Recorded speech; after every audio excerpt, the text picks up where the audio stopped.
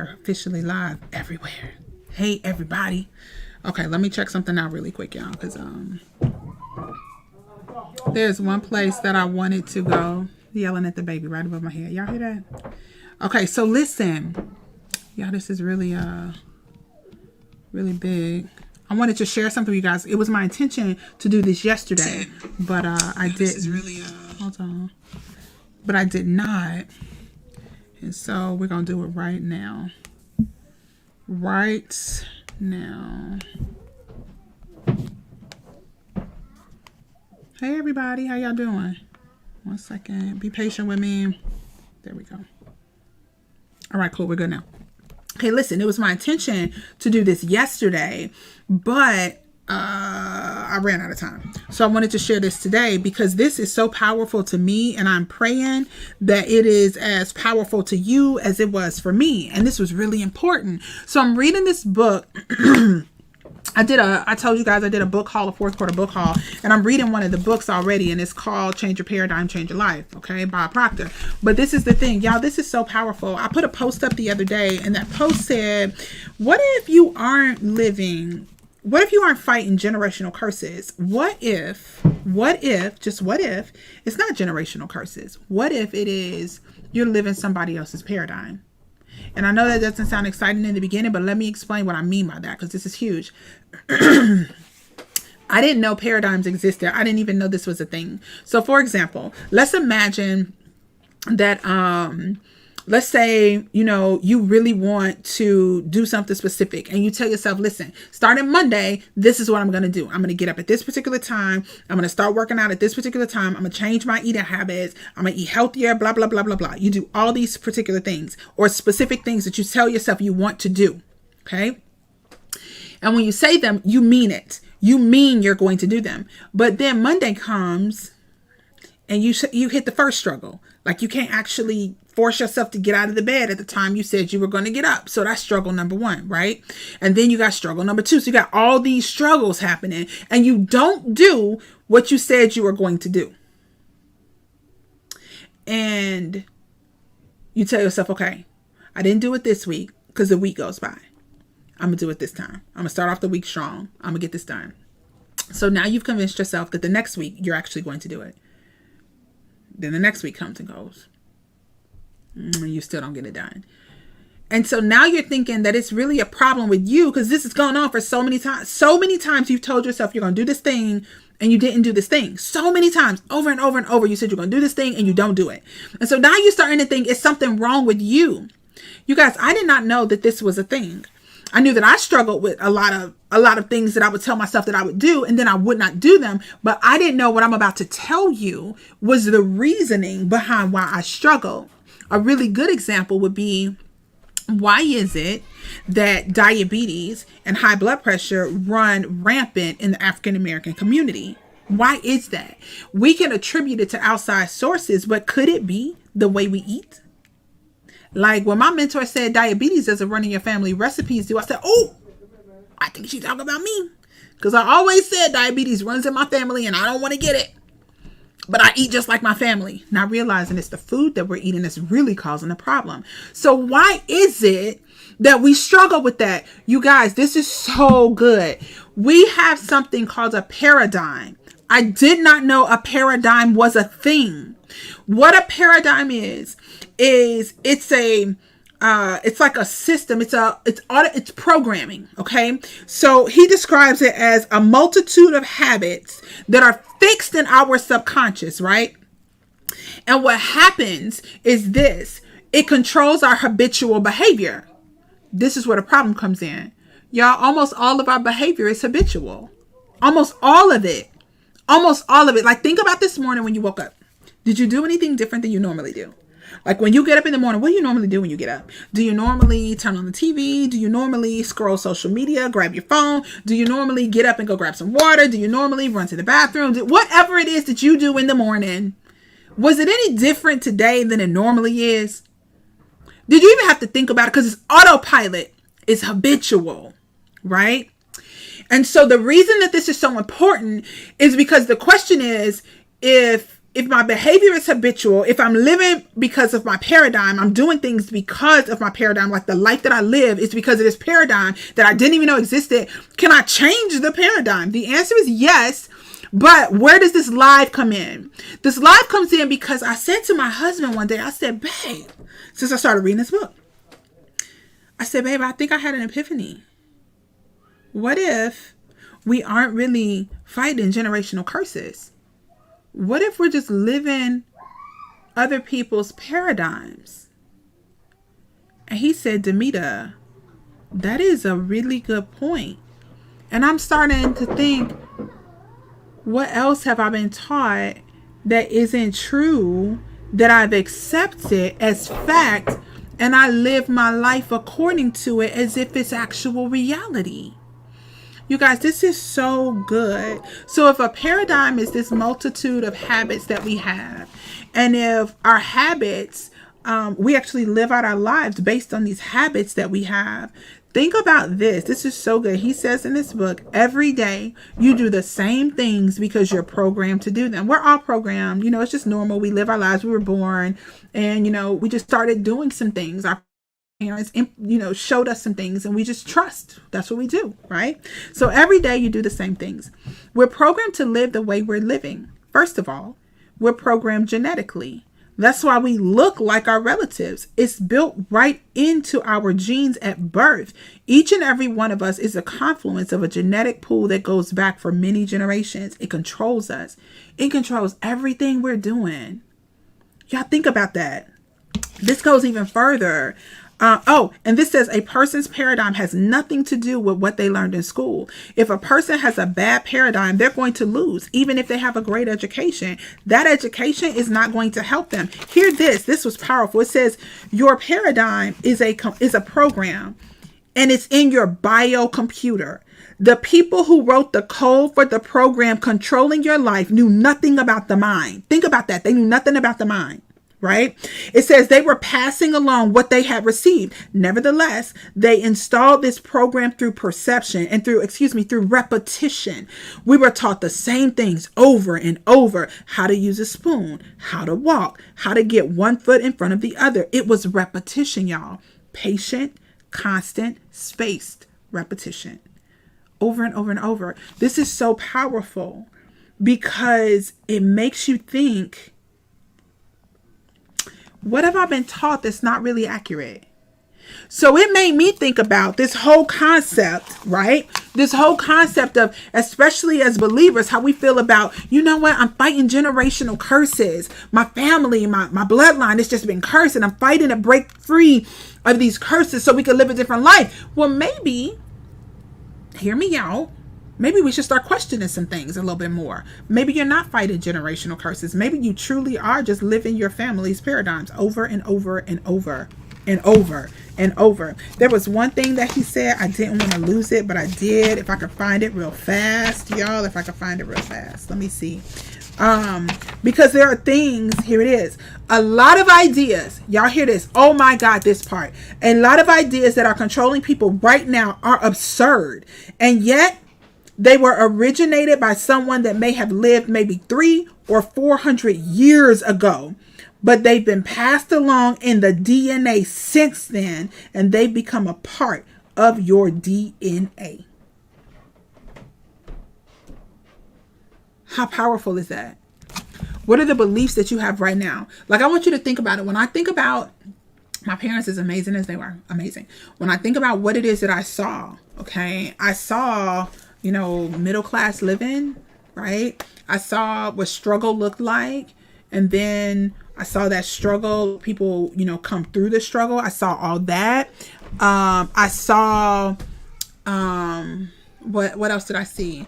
I saw, you know, people being afraid to use money. I constantly heard, about, you know, they're the haves and they're the have-nots. And you're born into the haves and the have-nots. And so there are people that figure out, you know, there are people that are born into that world of haves, and they're not going to let the have-nots get any of it.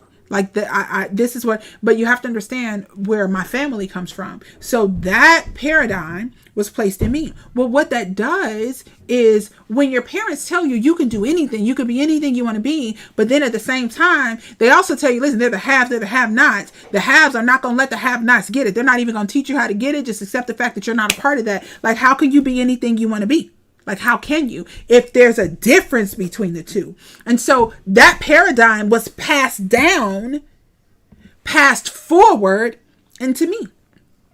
And if I never learned that a paradigm was a thing, if I never learned that these habitual behaviors that were programmed into my subconscious caused me to do certain things, guess what I do?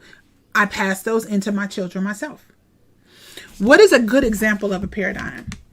Y'all, this is one of the easiest, best examples I can come up with. It literally is the fact that diabetes runs rampant in the African-American community, and it drives me insane. It's the fact that we do things like put sugar in everything. It's the fact that I cannot even get my family to understand how addicted to sugar that they really are.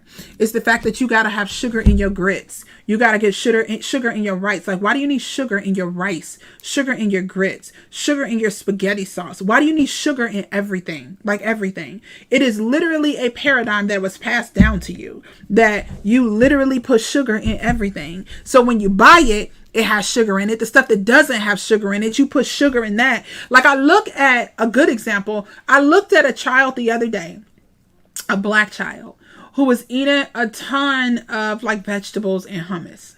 And I was like, whose kids eat vegetable and hummus? Like, what? I wish I could get my kids to eat vegetable and hummus, but it wasn't programmed into their DNA. See, in my DNA, it was programmed, you put sugar in everything. The healthier it is, the better. Like, not that your meal, it's not the grains that are the center of attention. It's the meat that's the center of attention. Like, everything passed down from generation to generation. And so you get a taste for this. And so now when you start to try to do things healthy, you fighting against yourself, because your subconscious is saying, I don't like the way healthy food tastes. Your subconscious is like, I don't like water. I just saw your comment, Jill. It's this one. It's called Change Your Paradigm, Change Your Life. Really simple, easy book to read by Bob Proctor. Flip that switch now. It's really easy to read. Like, it's only 133 pages. I'll be done with this book between today and tomorrow. And I just started reading it like Thursday. Like, I'll be done. It's so easy to read.